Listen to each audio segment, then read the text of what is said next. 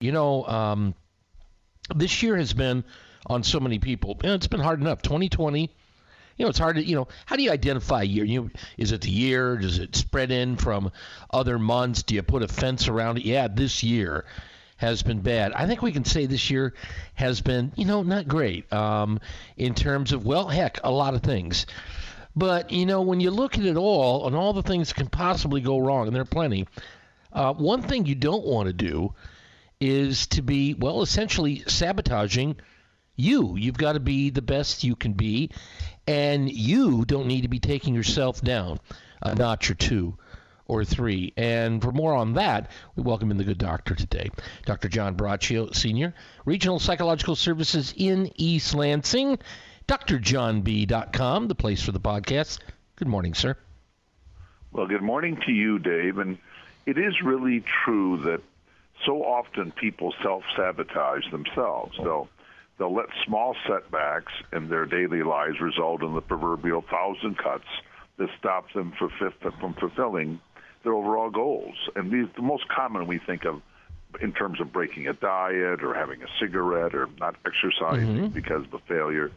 But unfortunately, we have this happen. People that do this often do it in far more important things in their life, that they just stop doing things. They don't stick to their original plans. And this can impact the bigger life goals like, education, spirituality, moral development, relationship building, career advancement, training, and behaviors, basically happiness seeking. And what happens is they kind of keep stymieing. They keep stopping themselves along the way. And really those that persevere in life don't necessarily have to be the smartest, but they clearly work the hardest. So what we really have to do is not self-sabotage. When we have goals, we aim at them, we keep working at them, we don't get defeated along the way and then go back to default positions, which of course are the ineffective things that we're doing in life. It's because we're more comfortable there, and that those are kind of the bad habits, if you will. But we really have to work hard to move forward and not self-sabotage. And I talk to so many people over the years that even use the word, they're sabotaging themselves, they're stopping themselves, they're not doing what they could be doing in life. And ultimately, those are bad choices, and we have to really just work hard and not give up on our goals and take a defeat in a day as a defeat, if you will, or a failure, but don't let it set the tone. Well, it's a kind of like a strategic thing. You're looking for the overall strategy, which is your success. When does this occur in a person's life? I mean, I suppose it could happen at any time, but I guess what I'm trying to differentiate is the ad hoc thing that comes up. It's the outlier. This is not a normal thing for me to do, but then it happened. Or does this start manifesting itself early in life? What have you noted? I think it starts early. I think people get into a pattern, whether they want to or not, of not completing things, of letting things go, and starting something off maybe with great energy, and then they just kind of get discouraged, or even other people say, don't worry about that. Just kind of do what you're going to do and don't worry. So I think it's a pattern people get into, and a good share of life is loaded with opportunities, things that came up that people never looked into, never cared enough about, or never really worked at it. How many people started a career, and something happened, they didn't get the right job, they didn't get the right class, they didn't get in the right school, they just kind of stopped. Or people that are trying to develop relationships with people, even trying to develop social skills, they find it too difficult and they go back to kind of staying alone and being unhappy, being depressed. Right. It's kind of an attitude.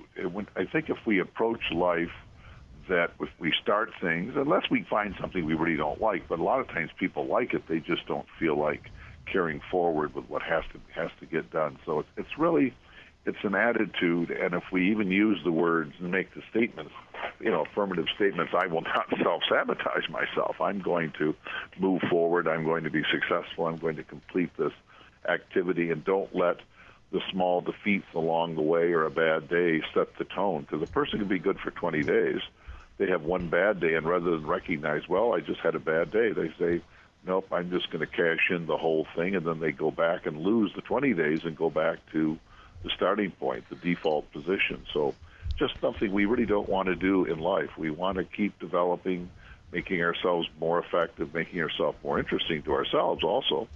As Winston Churchill once said, he was never bored alone because he was with Winston Churchill. How does that sound? I just read that in a William Manchester. Let's say, there along those very same lines, he also once said, Doc, he said, it is said that all men are worms, but I believe myself to be a glowworm.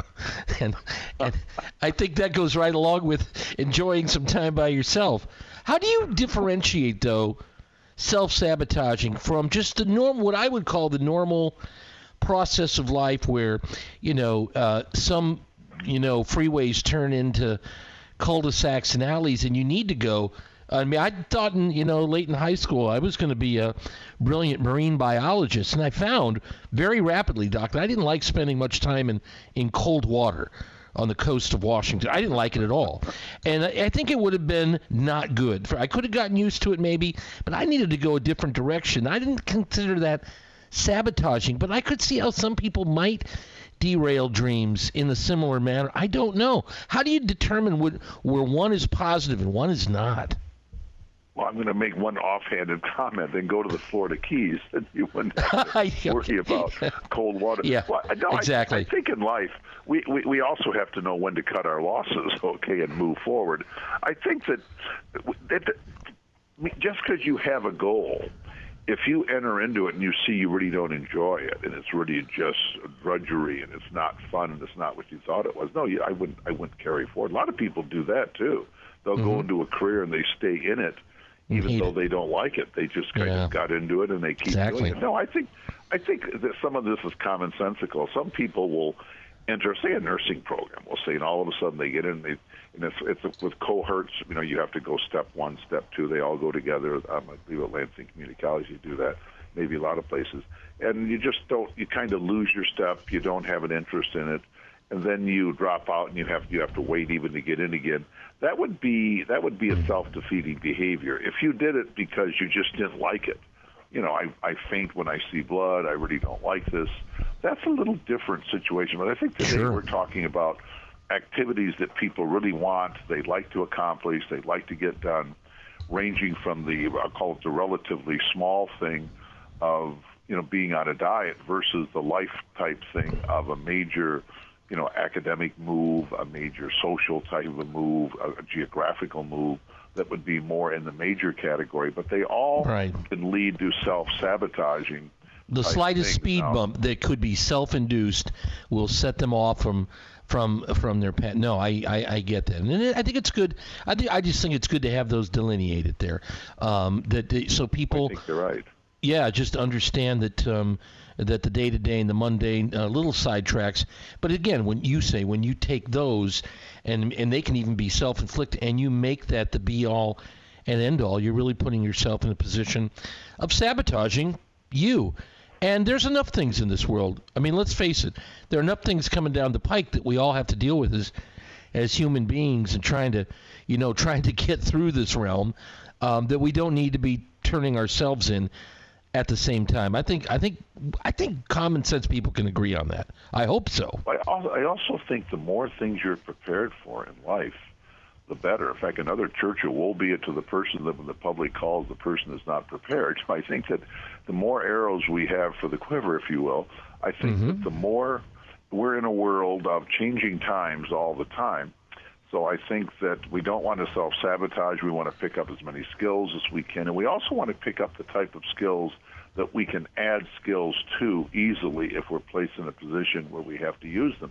So it's in some ways, it's a far more exciting time to be alive, but it's also a far more complicated. It's not as simple as, you go into a GM plant for 30 years, or you go into the state for 30 years, or you go into this for 30 years. No, jobs are changing. They have more of the 401ks they take with them. They don't have the old less and less of the defined benefit where the longer you stay in the system, the more in the retirement you get. They Right. don't seem like small things, but they're radical changes in terms of people's mobility, things that they do. So these are exciting times, but we don't want to be self-sabotaging. We want to be expanding life, expanding opportunities, and really, even at my age, I'm kind of just excited looking every day, all the new opportunities, the new things to do, new things to learn.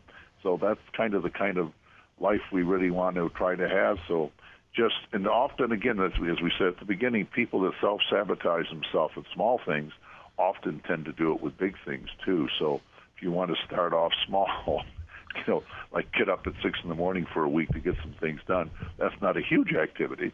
But once you get into the pattern of completing your goal or how many steps you're going to walk in a day, whatever it might be, then you can kind of go to more of the long term with some confidence that you're going to do it. And don't look upon it as I've got 6,000 days. Just say, good, I just got one more day out of the way, that type of thing. So just with confidence, move forward and don't self-sabotage. Pretty horrible, even the word self-sabotage. Put those words together. It does sound bad. It does. It sounds like something coming out of a submarine movie from World War II. We've been self-sabotaging. What? No, it isn't good. And by the way, for any listeners who want to know the secret and long-term to getting up at 6 a.m. or sooner, I can clue you in on that. Okay, I'd be happy to do that, and we'll give you. You do get I tell you what, after all the years of doing late night TV, you get a different perspective on the day, and yes, indeed, it begins bright, and sometimes not bright at all. Early. The Good Doctor can be found with the podcast at drjohnb.com. Self-sabotaging, psychologically speaking, with our good friend Dr. John Braccio of Regional Psychological Services in East Lansing. It's always good to talk to you, Doc. This is one last Churchill thing. I'll do it very quickly. There you go. Talked about a submarine. It was the Battle of the North Atlantic that Churchill was the most feared about during World War II, the one we don't think about, the submarine war and warfare. So anyway, enough of Churchill. Let us move on with endurance. How does that sound? I do like it. Dave.